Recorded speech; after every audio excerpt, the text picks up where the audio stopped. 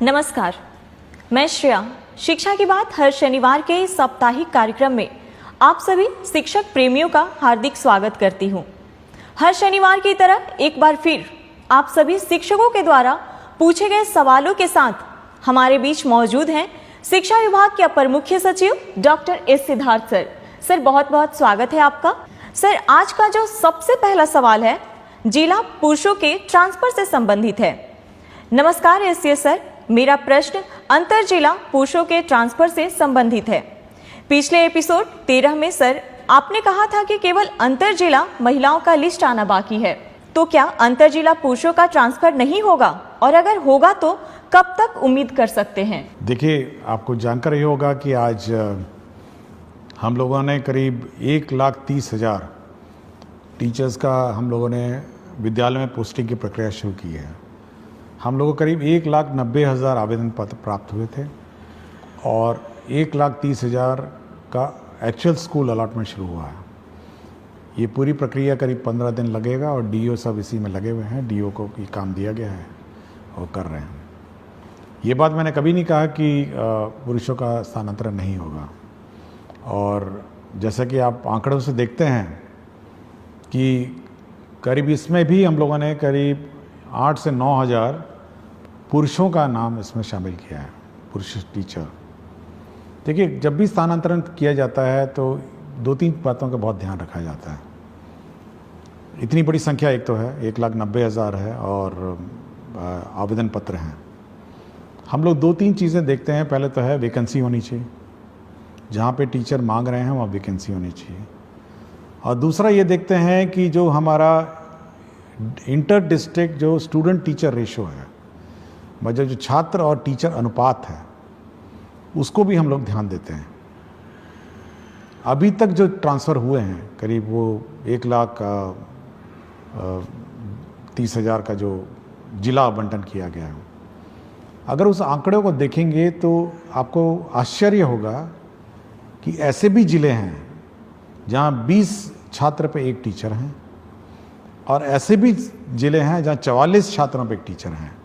तो आप देखिएगा कि पूरे राज्य में कितना, मतलब इस अनुपात में भी अंतर आ गया है कि एक तरफ 20 छात्र पे एक टीचर हो गए, एक तरफ 44 छात्र में टीचर हो गए। भाई इस कारण से हुआ है क्योंकि जो टीचर उन ज़िलों में थे जहाँ पे 44 छात्र पर टीचर थे, वो सब ऐसे ज़िलों में चले गए हैं जहाँ पे पहले ही टीचर बहुत ज़्यादा थे। तो एक तो हम लोगों को ये मेंटेन करना पड़ता है। पूरे राज्य का औसतन है 30 छात्र पर टीचर हैं। तो हम लोग को ये नियंत्रण रखना पड़ता है कि ऐसा ना हो कि अचानक एक ज़िला ऐसा हो जहाँ पे 10 छात्र हो जाएंगे एक टीचर पे। और जैसे ही ये ट्रांसफर्स होते हैं, देखिए एक चीज़ आपको सभी को सोचना भी चाहिए कि जहाँ से टीचर हटते हैं वहाँ स्कूल बंद भी होने लग जाते हैं।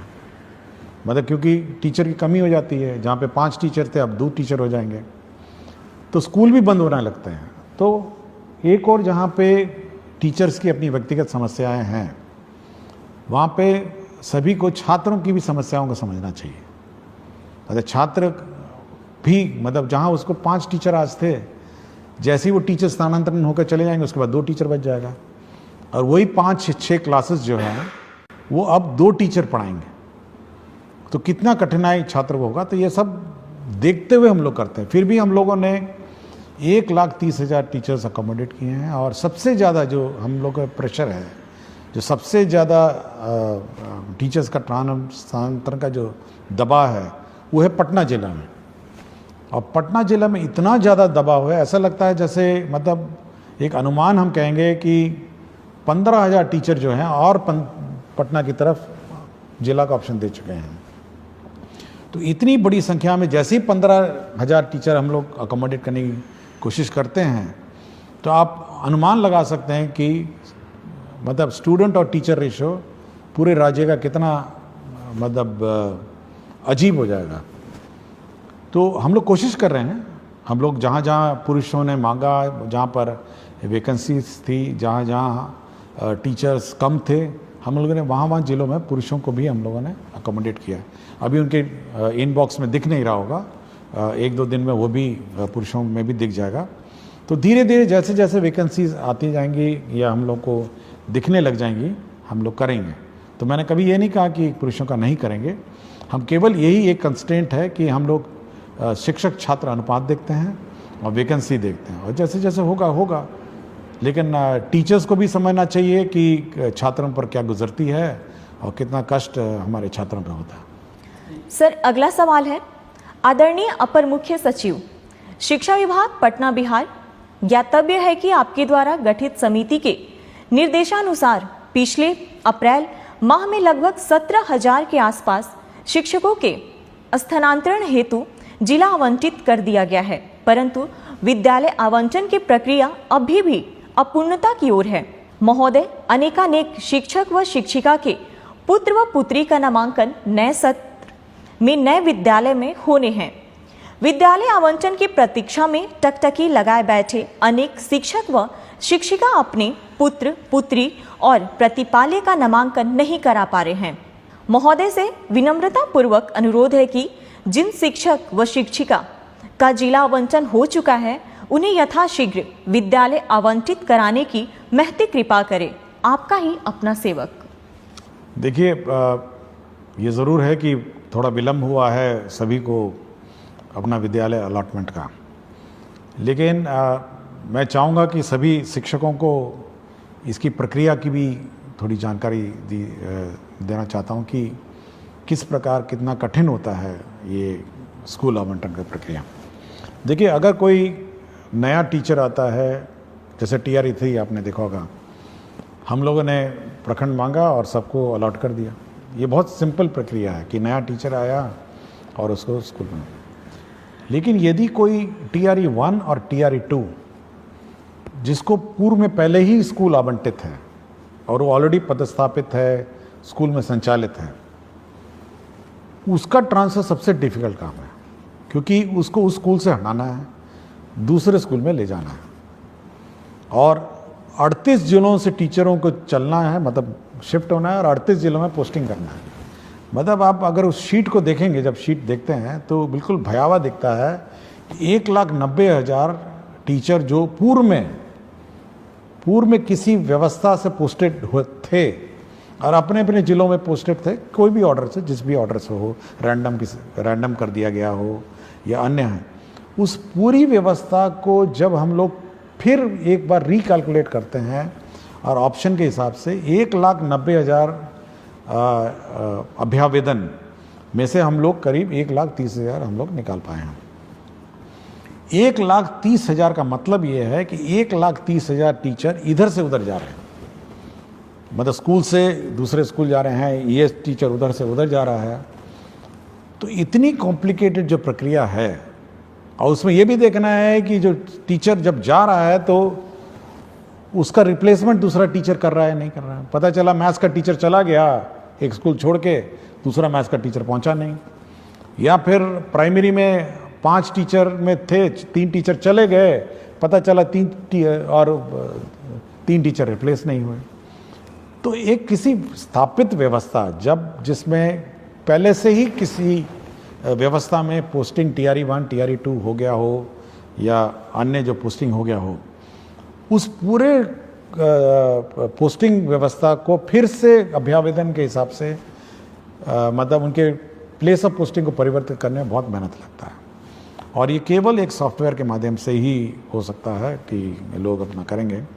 और हम लोगों ने काम शुरू कर दिया है, जैसे कि मैंने पहले प्रश्न में बताया, और सभी को 23 से 30 तक नए स्कूल में ज्वाइन करना होगा, और 20 तारीख को सभी के ई-शिक्षा कोश के जो ऐप है, जो उनका वेबसाइट है, उसमें आपको ट्रांसफ़र ऑर्डर मिल जाएगा, और इसी हिसाब से वो अपना प्लानिंग कर सकते हैं। लेकिन टीचर्स को ये समझना चाहिए कि एक स्थापित पोस्टेड व्यवस्था जहाँ पे पहले ही पोस्टिंग हो गई हो, और जहाँ पर मेरे ख्याल से बहुत सारे टीचर ऐसे भी थे जो सोचे भी नहीं होंगे कि 3 साल पहले इनका ट्रांसफ़र हो सकेगा, और ये उम्मीद नहीं होगी, लेकिन हम लोगों ने उन संवेदनशील होकर उनसे आवेदन पत्र लिए, उनके कष्ट समझे, और हम लोगों ने कहा कि नहीं, हम लोग जहाँ तक संभव हो करेंगे, और हम लोगों ने 1,30,000 टीचर्स का सिलेक्शन किया और पोस्टिंग कर रहे हैं, और जो बच गए हैं वह भी निराश नहीं हो। हम लोग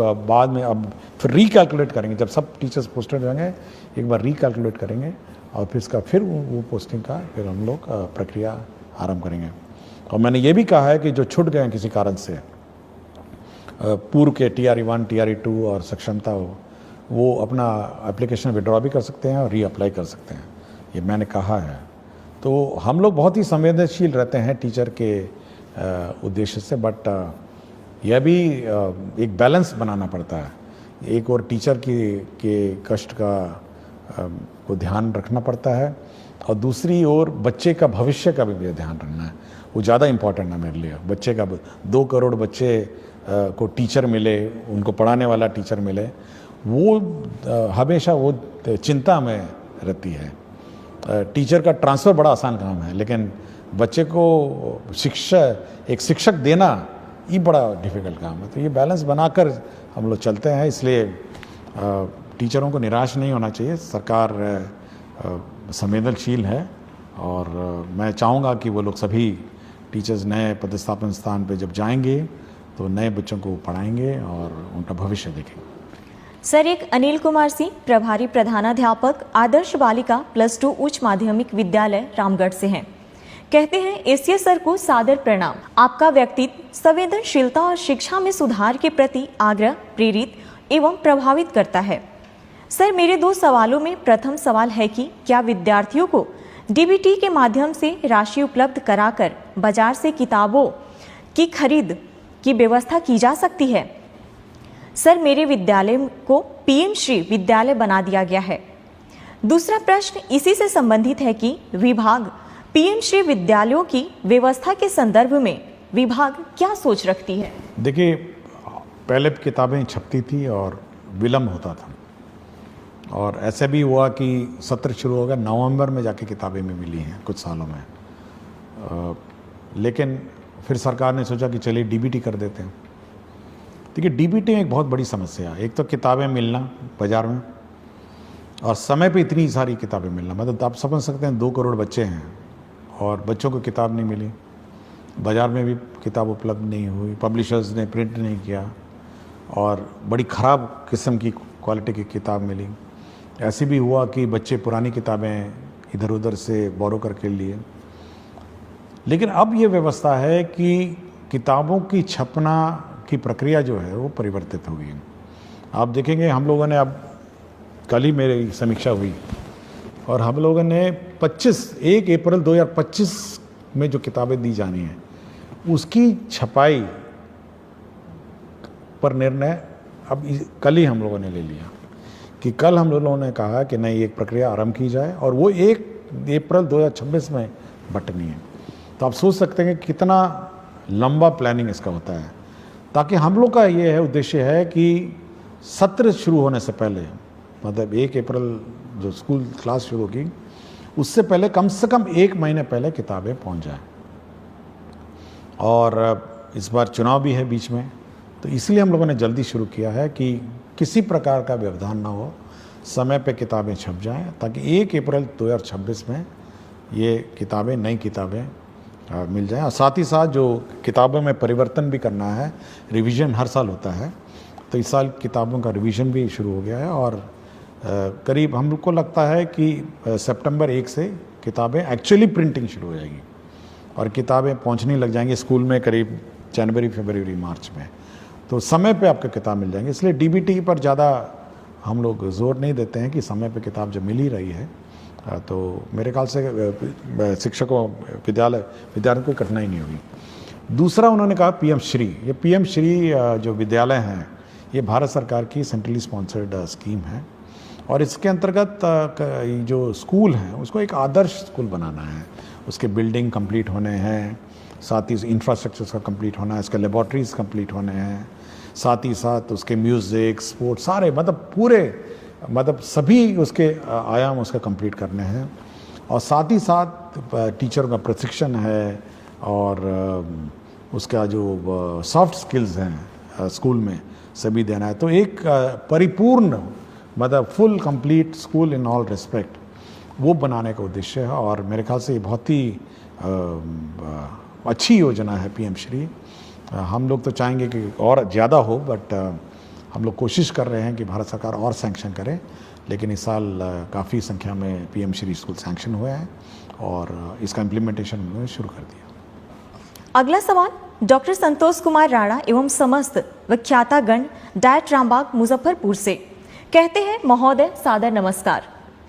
हम डायट रामबाग मुजफ्फरपुर के विख्यातागण यह जानना चाहते हैं कि जब हमने सेवा पुष्टि हेतु सभी आवश्यक दस्तावेज समय पर जमा कर दिए हैं, विभागीय प्रक्रियाओं का पूर्ण पालन किया है तथा निरंतर निष्ठा व कर्तव्य परायणता के साथ शैक्षिक कार्यों का निर्वहन करते आ रहे हैं, तो क्या विभाग अब हमारी सेवा पुष्टि की प्रक्रिया जो विगत 5 वर्षों से लंबित है को शीघ्रता से पूर्ण करने हेतु आवश्यक और प्रभावी कार्रवाई करेगा? आपकी सकारात्मक एवं शीघ्र पहल की हम अपेक्षा करते हैं। देखिए, ये बड़ा दुखद बात है कि 5 साल हो गए हैं और सेवा संपुष्ट नहीं हुई है। तो जिसने भी विलंब किया उस पर तो कार्रवाई होगी और मैं चाहूँगा कि अगला 1 सप्ताह में इनका समाधान हो जाए।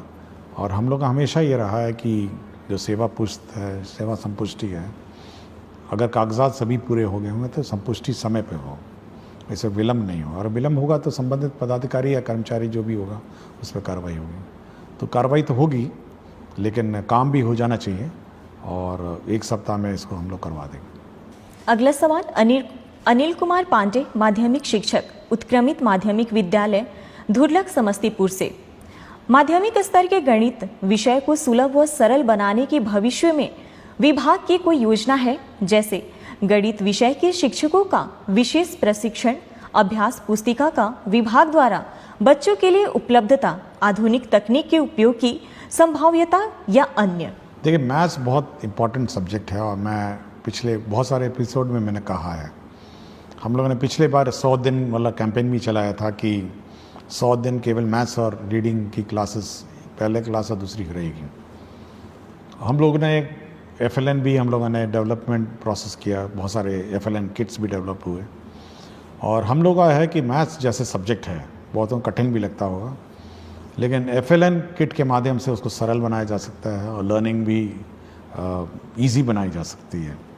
और मैं पिछली बार जब SCERT में एग्जीबिशन में गया था तो बहुत अच्छे इनोवेटिव FLN किट्स भी थे जो मैथ्स से संबंधित थे, केवल मैथ्स से संबंधित थे। और मैं चाहूँगा SCERT इसको प्रचार प्रसार करे और टीचर्स का ट्रेनिंग दे, और टीचर्स के ट्रेनिंग में कम से कम ये FLN किट्स कैसे मैथ्स पढ़ाए जाएं इस पर विशेष ध्यान दें। और साथ ही साथ SCERT में भी हम लोग इस बार जो टीचर्स ट्रेनिंग का जिस साल का सत्र है उसमें FLN और मैथ्स और रीडिंग एबिलिटीज़ बच्चों में कैसे डेवलप की जाए इस पर ट्रेनिंग पे हम लोग जोर देंगे। सर, अगला सवाल भूपेंद्र कुमार त्रिपाठी, मध्य विद्यालय कर्मा, गुरारू गया, BPSC TRE 2 द्वारा चयनित गणित विज्ञान का शिक्षक है। महोदय, आपका ये हर शनिवार का संवाद करना काफ़ी सराहनीय है और हमें आपसे जुड़ने और आपको सुनने का मौका मिलता है, जिससे पूरा शिक्षक समाज काफ़ी लाभान्वित होता है। महोदय, बिहार में ट्यूशन की वैल्यू इतनी ज़्यादा है कि बच्चे स्कूल ना आकर वहाँ जाते हैं, और सबसे बड़ी विडंबना यह है कि सरकार को मालूम है कि काफ़ी सारे ट्यूशन टीचर स्कूल के समय में ही क्लासेस चलाते हैं। इस वजह से काफ़ी बच्चे स्कूल नहीं आते।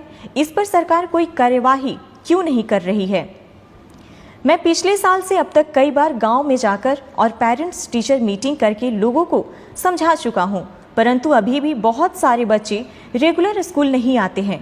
इसके लिए सरकार क्या कदम उठाएगी?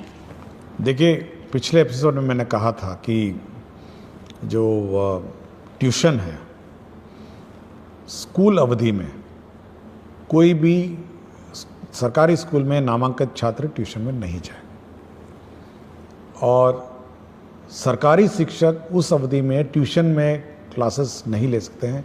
यह पूर्ण रूप से प्रतिबंधित है। और यह भी प्रतिबंधित है कि कोई भी सरकारी शिक्षक ट्यूशन नहीं पढ़ा सकते हैं, ये बिल्कुल प्रतिबंधित है।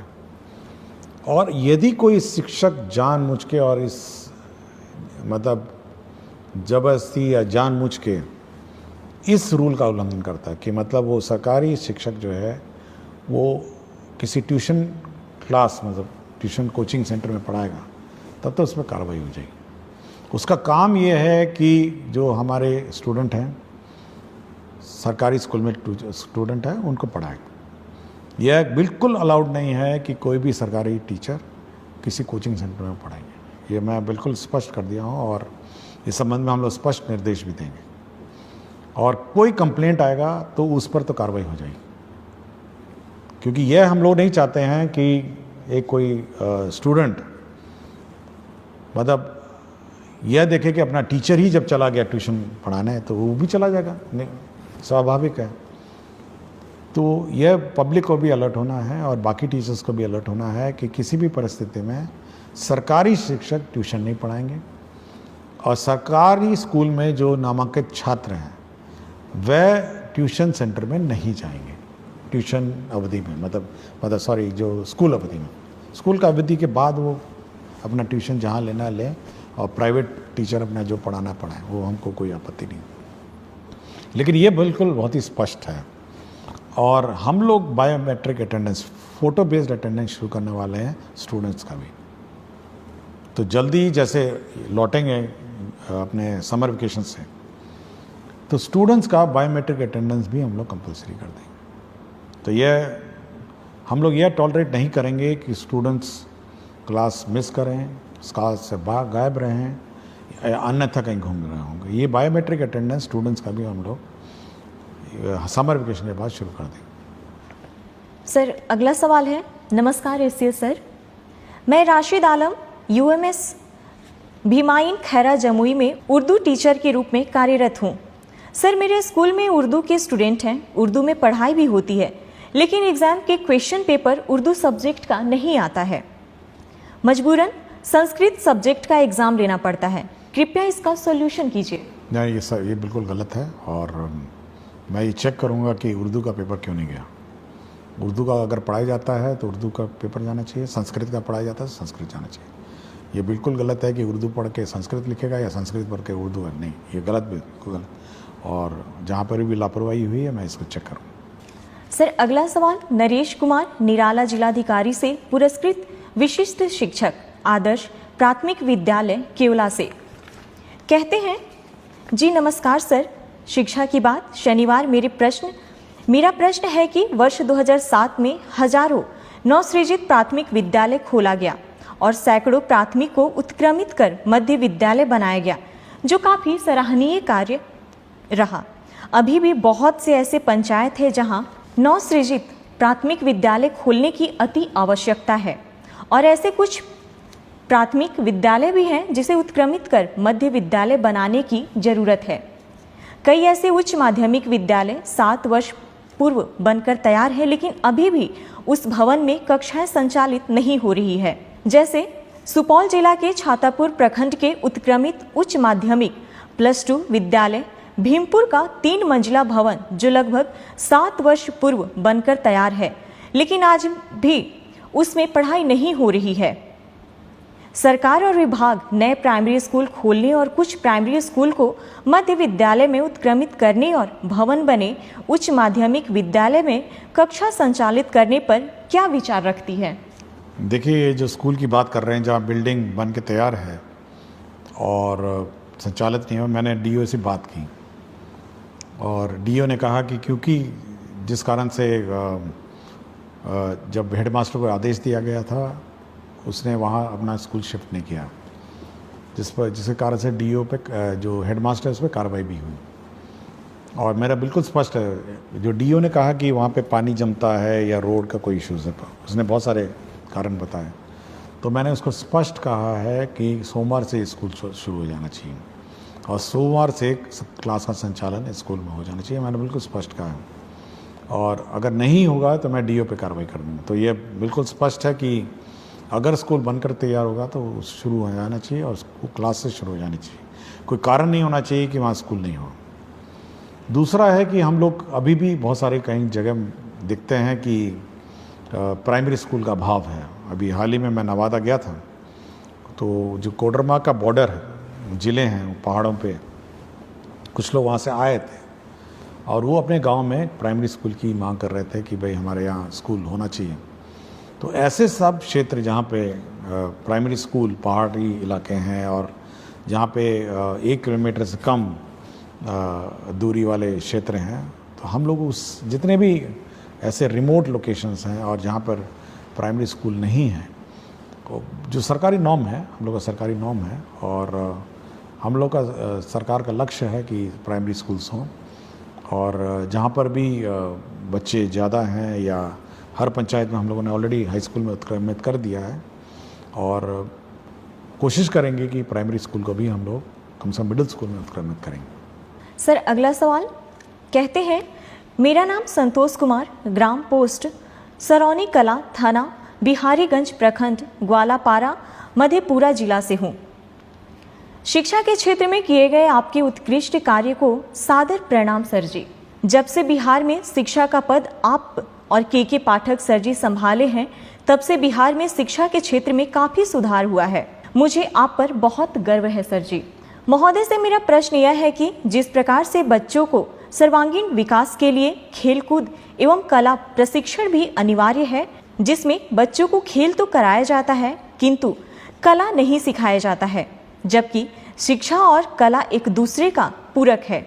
इस प्रकार सर जी से मेरा इच्छा यह है कि जून महीने में जो ग्रीष्मकालीन 20 रोज विद्यालय बंद रहेंगे, तो उस बीच में बेरोजगार कलाकार के द्वारा कला प्रशिक्षण, चित्रकला, मूर्तिकला, हस्तशिल्प, पेपर क्राफ्ट दिया जाए, तो बच्चों चिलचिलाते धूप से बचे रहेंगे और कला भी सीखेंगे। एक बार फिर आप मुख्य सचिव डॉक्टर एस सिद्धार्थ सर जी से सादर प्रार्थना है कि बेरोजगार कलाकार को कुछ मानदेय पर ग्रीष्मावकाश विद्यालय में कला प्रशिक्षण शुरू करने की कृपा की जाए। पूरा ईमानदारी के साथ प्रशिक्षण देंगे। इस मानदेय से हम जैसे गरीब कलाकार की आगे पढ़ाई जारी रह सके। मेरे घर की जिम्मेदारी मेरे ऊपर है। मेरे पिताजी पैर से विकलांग हैं। मेरा इच्छा है कि हम ललित कला शिक्षक बने।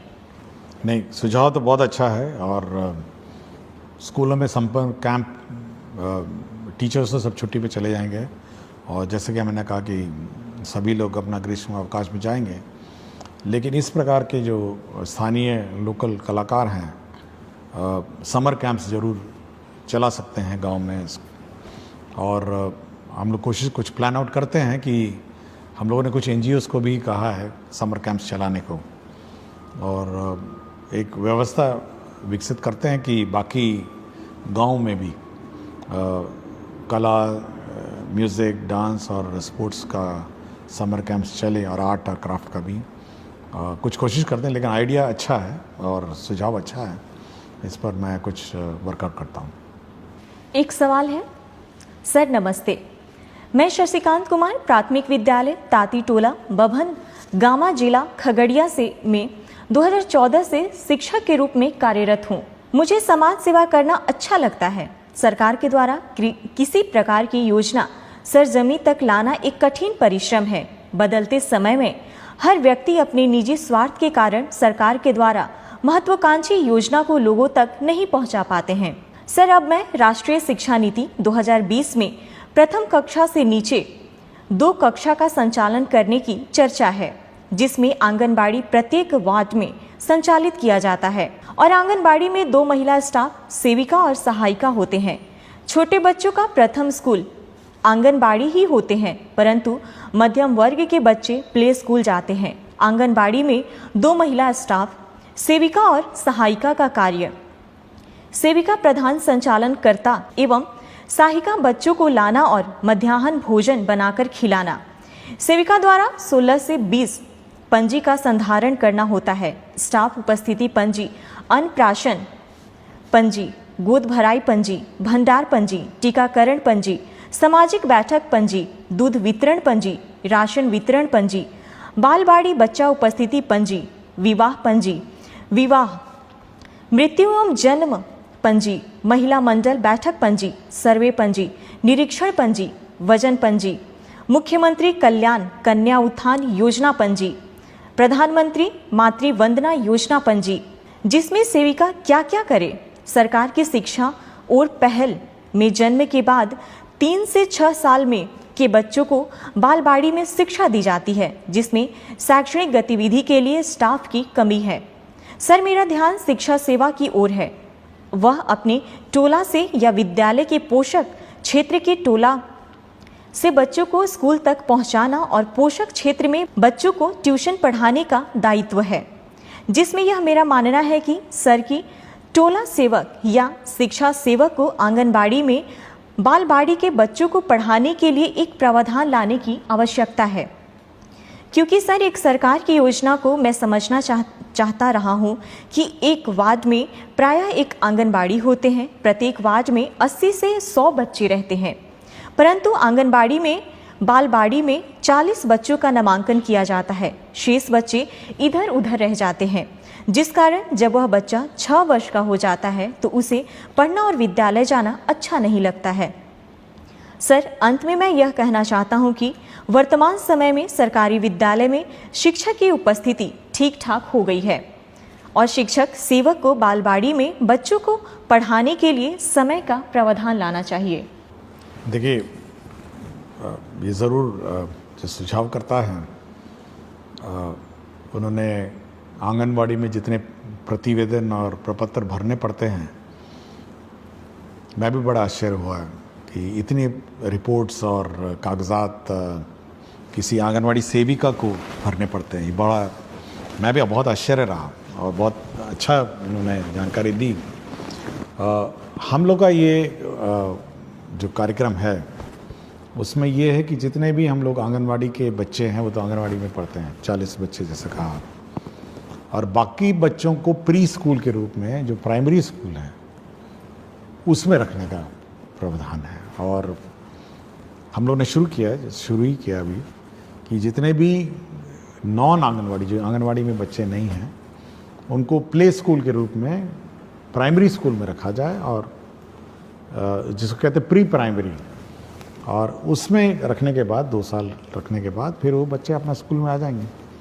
तो ये व्यवस्था करने के लिए हम लोगों ने कार्यक्रम बनाया और ऑलरेडी हम लोग बहुत स्कूल में शुरू कर चुके हैं, और मैं ज़रूर इसका रिव्यू करूँगा कि सभी प्राइमरी स्कूल्स में प्री प्राइमरी क्लासेस भी हों जहाँ पे ये सब बच्चे रहें, और साथ ही साथ आंगनवाड़ी में तो है ही है बच्चे, तो ये रिव्यू करूँगा। और ये अच्छा सुझाव था कि जो टोला सेवक हैं, तालीमी मरकज़ हैं और अन्य जो साधन सेवी सब हैं, तो ये सब इसमें सहयोग कर सकेंगे, और बच्चे कम से कम प्राइमरी स्कूल से पहले 2 साल पहले ही स्कूल में कम से कम 1 घंटा आएँ और बैठें और जाएँ। ये व्यवस्था हम लोग लागू करें।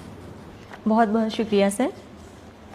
अगला सवाल एक शिक्षिका प्रखंड पोठिया किशनगंज से हैं। महोदय, मैं 14 वर्षों से प्रभार में हूँ। आए दिन बच्चों की उपस्थिति बढ़ाने के लिए नए नवाचार करती रहती हूँ, परंतु सहायक शिक्षकों द्वारा विद्यालय में कभी उपस्थिति को लेकर गंभीरता नहीं दिखाई देती है। क्या बच्चों के उपस्थिति की जिम्मेदार केवल प्रधान शिक्षकों की है? क्या ड्रॉप आउट हुए बच्चों को विद्यालय से जोड़ने में वर्ग शिक्षकों की कोई भूमिका नहीं? देखिए, जैसे कि कहा है कि हम लोगों ने हर क्लास के लिए क्लास टीचर अपॉइंट करने को कहा है, और उस क्लास टीचर की जवाबदेही है कि उसके जो बच्चे हैं वो सभी स्कूल आएँ और मॉनिटर उसको करना है। ये प्रधान अध्यापक का काम नहीं। प्रधान अध्यापक का काम है कि भाई वो इकट्ठा करेंगे आंकड़े, लेकिन हर क्लास का अपना इंडिविजुअल क्लास टीचर है और उसको मॉनिटर करना है कि कौन बच्चा आया, कौन बच्चा नहीं आया, और ये उसका काम है। ये नहीं कह सकता कि भाई प्रधान अध्यापक जाने कि कौन सा बच्चा आ रहा है, जा रहा है। ये हर क्लास टीचर, हर क्लास का टीचर को है। और यह भी हम लोगों ने कहा है कि उसी का काम है मिड डे मील उसको खिलाना, उसी का काम है कि वो मिड डे मील खाया नहीं खाया, अटेंडेंस चेक करना, अटेंडेंस दस्तखत करना, तो सारा काम उसी का है। तो हर क्लास का क्लास टीचर को अपनी जवाबदेही निर्धारित है और उसकी रिस्पॉन्सिबिलिटी। अगला सवाल सर, मैं सुहानी कुमारी वर्ग 7वीं कन्या मध्य विद्यालय अमला टोला में पढ़ती हूँ, लेकिन मुझे अभी तक पुस्तक नहीं मिला है। अब तो कुछ दिनों में गर्मी की छुट्टी होने वाली है, समझ नहीं आ रहा है कि बच्चे बिना पुस्तक के कैसे पढ़ेंगे। सिद्धार्थ सर से मेरी विनती है कि हम बच्चों को जल्द से जल्द पुस्तक प्राप्त करवाएं। देखिए, मुझे जब प्रश्न आया था तो मैंने टेक्स्ट बुक कॉर्पोरेशन में बात की और डीओ पटना से भी बात की, और देखिए समय पे किताब हम लोगों को उपलब्ध कराना था, क्यों नहीं हुआ ये मैं एक बार चेक करूँगा। लेकिन जहाँ तक आवेदिका का है तो ये मंडे को ये किताब इनको मिल जाएगी। लेकिन ये रिव्यू करूँगा कि समर वेकेशन से पहले कम से कम सारे बच्चों को किताब मिल जाए, ताकि समर वेकेशन में जो भी जिसको समय मिले अपना बैठ के अपना पढ़े। और ये घटना होनी नहीं चाहिए थी, बट मंडे को इसको किताब मिल जाएगी। लेकिन कोशिश करेंगे कि अब ये डिले नहीं हो। सर आज का आखिरी सवाल, सर लाइब्रेरियन की वैकेंसी कब तक आएगी? कृपया इस पर संज्ञान लें, आपकी विश्वासी। हम लोग अभी कैलकुलेशन कर रहे हैं, इस पर हम लोग देख रहे हैं कि क्या वैकेंसीज हैं और क्या है। एक बार देख लेंगे, उसके बाद इस पर निर्णय करेंगे। बहुत बहुत धन्यवाद सर। अगले सप्ताह फिर से मुलाकात होगी शिक्षा की बात हर शनिवार के साथ।